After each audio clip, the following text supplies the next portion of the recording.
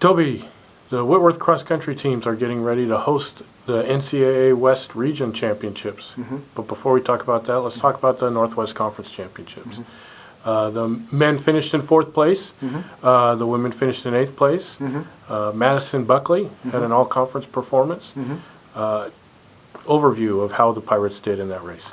Yeah, the women, we only had 7 women on the team this year, and so the goal was to have at least 5 at the end of the year so we could field a team, and we accomplished that. Also to have the girls have a good season and race well, and for the most part that happened at the conference meet. Madeline, we were hoping for a little better finish from her. She was hoping for a little bit better finish after being a runner-up last year. But honestly, there's some really good runners in the conference this year. I mean, a lot of people have stepped their game up and run better, and there's some new girls in the conference. But Madeline ran a great race. She actually, honestly, I thought she got 4th place, but she passed a gal. I saw that, but then they went into the chute and I couldn't see it, and she ended up getting past her at the line. But she ran a great race, and overall the women did well. On the men's side, again, we got 8th last year, so we wanted to do better than that. We got 4th. We were hoping for 3rd. Guys ran well, but again, we have a really young team, and things look really good for the future.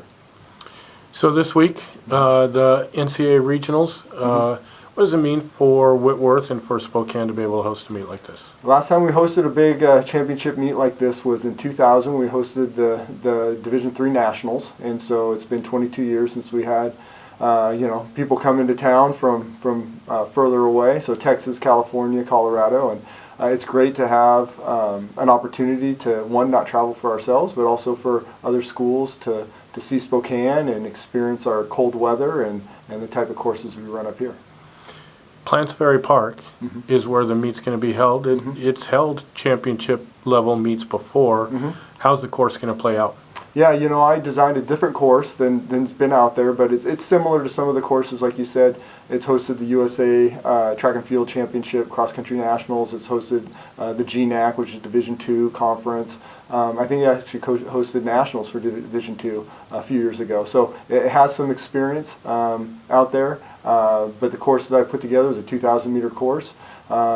Guys run it 4 times, ladies run it 3 times, and I think it's going to be an honest course. It's not going to be fast, but it's not going to be super painful for the athletes, especially those that are moving on to nationals a week later.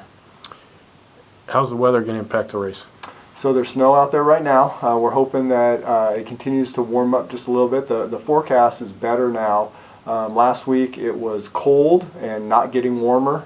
Now it is cold but getting a little warmer, and there's no precipitation in the air, so it looks like we're going to get no more snow and hopefully get the melt, and we'll be able to have a good race. What's on the line at this race? The top team in every region gets an automatic bid. There's 10 regions, so that's 10 teams, and there's 22 additional teams that are at large throughout the nation. In our region, especially on the women's side, I mean, there's 4 or 5 teams that could go. On the men's side, maybe 3 or 4 teams that can go. And then it's the top 7 individuals not on those teams that go. So, again, Madeline, I think, has an opportunity on the women's side to be in the top 15 individually. If she's in the top 15 individually, we think, based on the teams going, she'll get into nationals.